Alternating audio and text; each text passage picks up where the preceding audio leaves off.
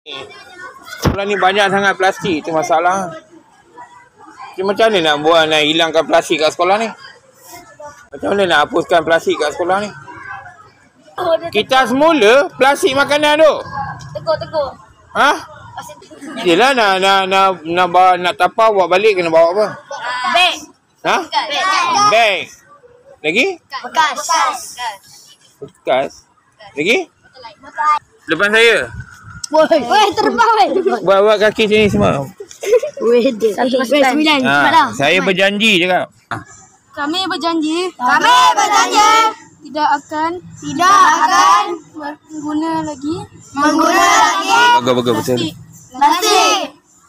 Kami takkan minum menggunakan cawan plastik lagi. Dan kami tidak akan menggunakan cawan plastik lagi. Betul ke ni? Betul. Ni sentuh kaki saya semua. Suruh je. 1, 2, 3.